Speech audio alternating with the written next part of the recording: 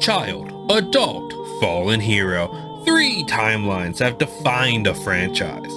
Actually, it's really just one timeline that splits into 3 separate branches of the same timeline.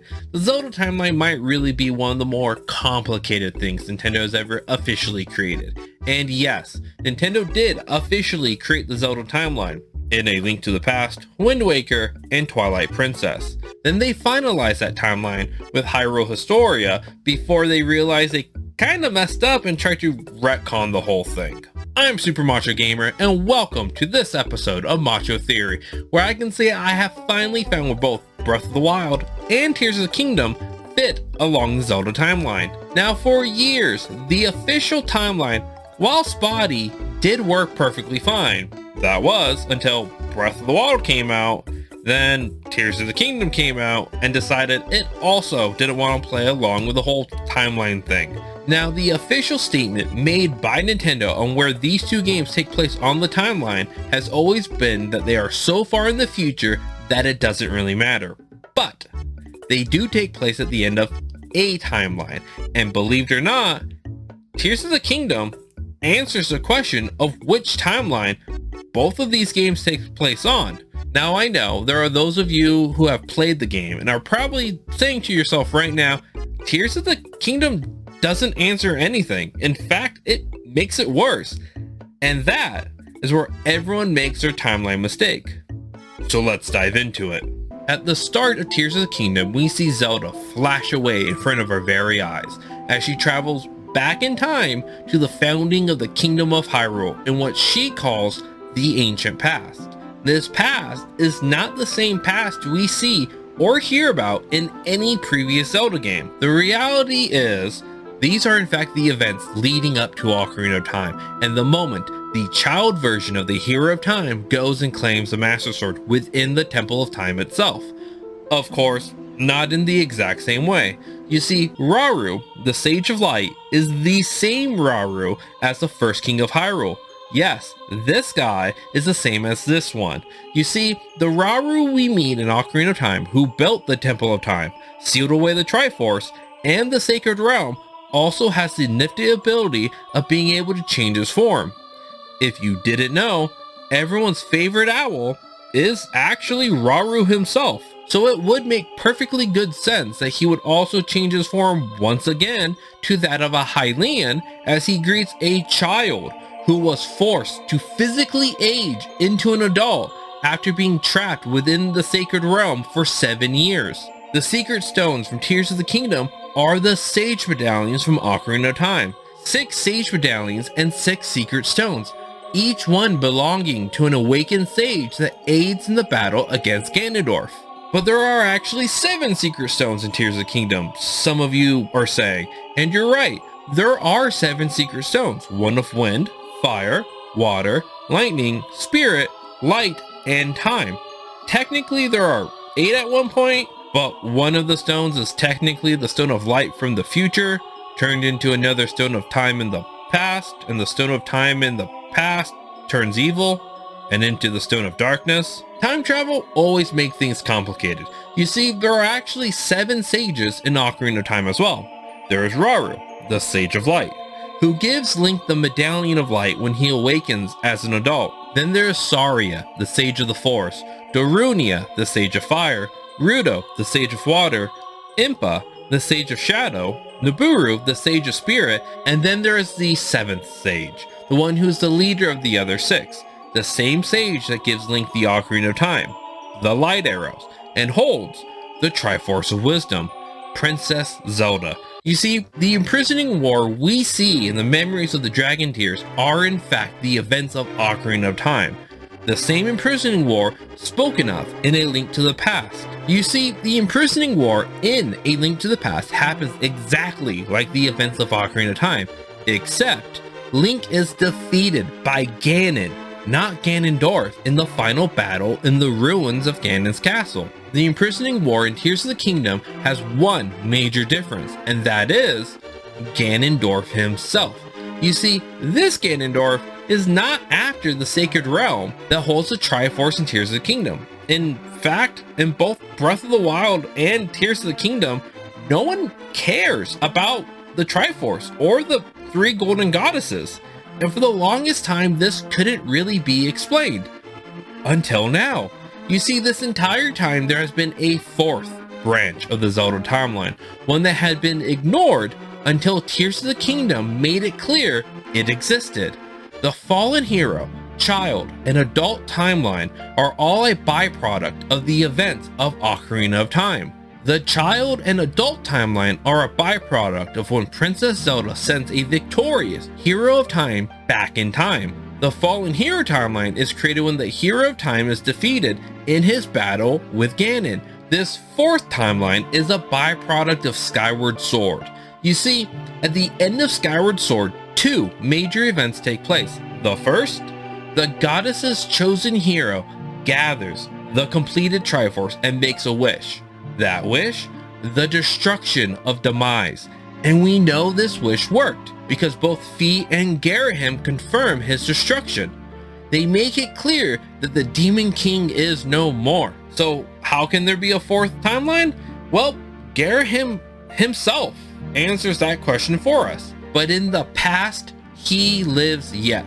By Garahim taking Zelda back in time and using her soul, the soul of the goddess, to revise Demise before the events of Skyward Sword can take place, he created a split in the timeline. One timeline where Demise is removed and forgotten by the power of the Triforce, and another where Demise's curse forces the spirit of the hero and an incarnation of Demise's evil to be forever locked in battle. But Skyward Sword couldn't have caused a split timeline. Its time travel is looping. This has been the argument for the time travel in Skyward Sword for years now, but it's not, and it can't be. You see, Nintendo has established that time travel at the end of a Zelda game causes permanent fractures in the timeline. That is how we have the child and adult timeline. Zelda sends Link back as a child at the end of Ocarina of Time, leaving the Sacred Realm forever sealed and denying Ganondorf access to it. In turn, preventing the horrors that we see befall the lands of Hyrule in Ocarina of Time and the Fallen Hero timeline. But this also removed the spirit of the hero and the Master Sword from the adult timeline, meaning when Ganondorf returned, there was no hero and no Sword of Evil's Bane to stop him. This resulted in the flooding of Hyrule by the power of the Triforce, and eventually the events of the Wind Waker. You see, after Demise is defeated and locked away in the Master Sword, we see Link leave the blade inside the sealed temple in the past.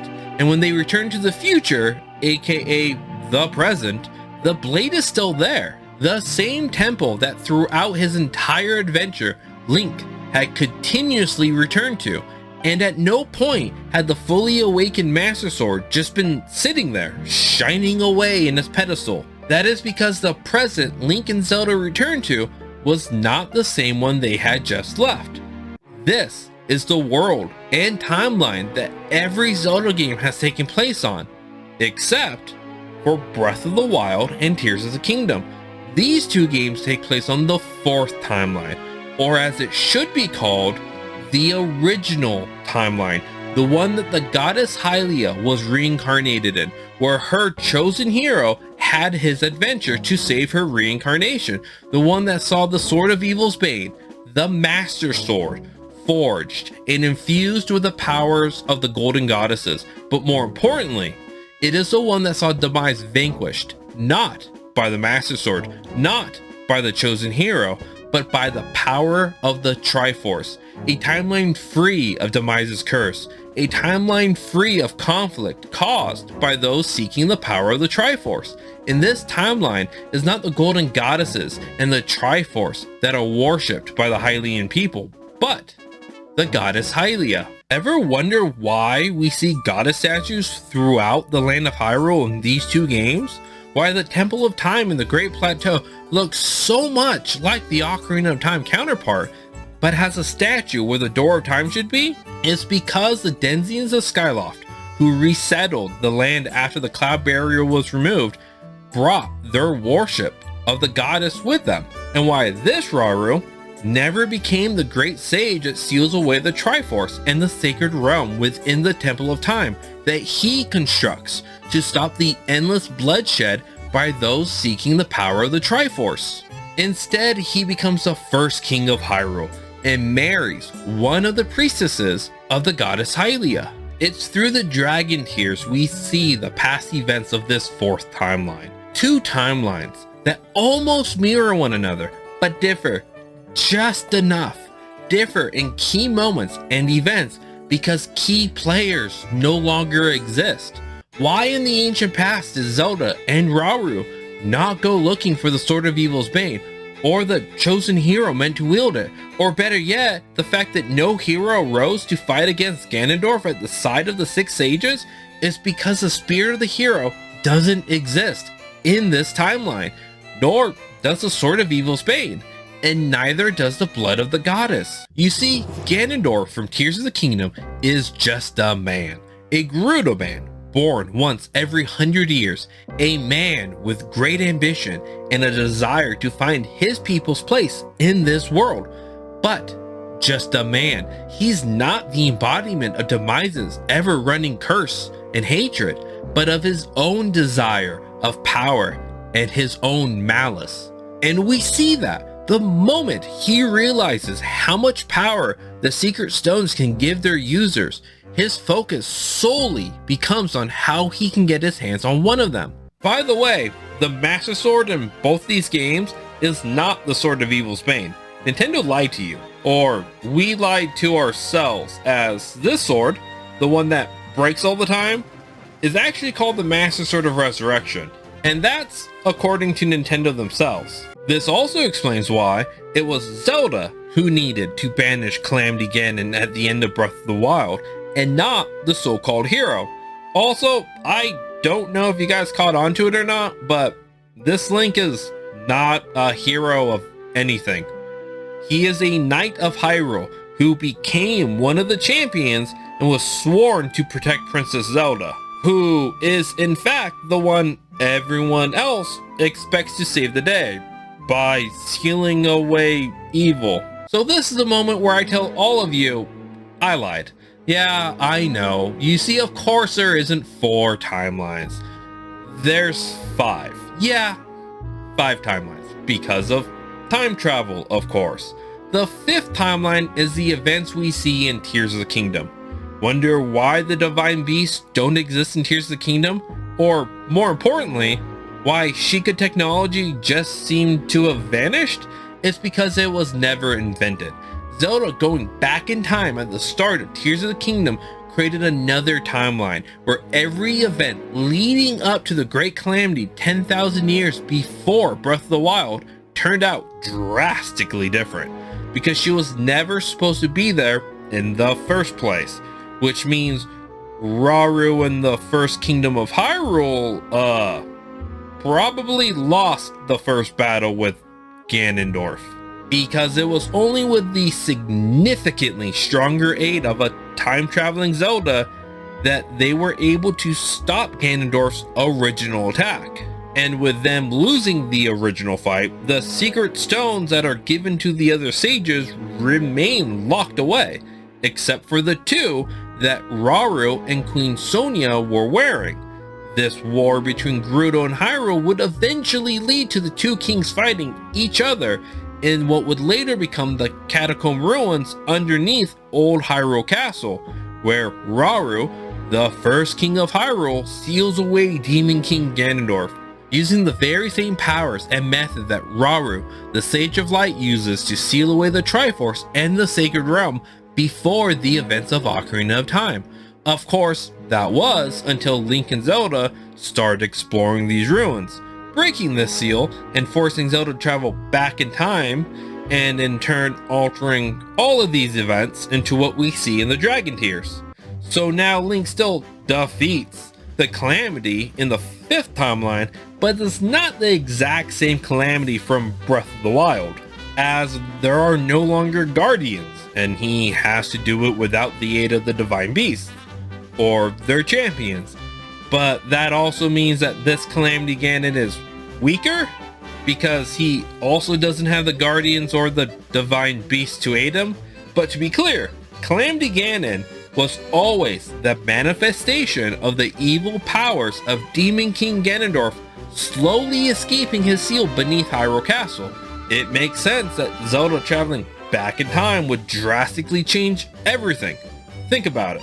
Why can a Zonai construct buried in a super secret weapons factory that had been locked away for all we know 100,000 years be able to make ancient blades in Tears of the Kingdom, but not the Sheikah researcher who made them for Link in Breath of the Wild? Because in Tears of the Kingdom, the moment Zelda travels back in time, it alters the reality for Link and the denizens of Hyrule, where it was not the Guardians that brought Hyrule to his knees, but the reborn armies of Demon King Ganondorf. It also explains why Zelda went from having exclusively light powers and the ability to seal away the darkness in Breath of the Wild to suddenly having powers over time once she claims the Secret Stone. All of this is the result of a fifth timeline being born. Speaking of Zelda's powers, the blight powers every version of Princess Zelda has isn't a byproduct of Skyward Sword Zelda being the reincarnation of the goddess Hylia. That would only work for the one who is actually the reincarnation of the goddess. The power of light that every Princess Zelda has is a result of the Minish, bringing the light force to the people of Hyrule along with the Pokori blade. A blade that looks a lot like the Master Sword before it was broken and reforged into the Four Swords. Perhaps this is the Master Sword of Resurrection we see in Breath of the Wild and Tears of the Kingdom. Perhaps the hero of the Great Calamity is the same hero of man spoken of in legend from the Minish Cap. But those are all a topic for another day. Thanks for watching everyone, and I'll see you guys next time.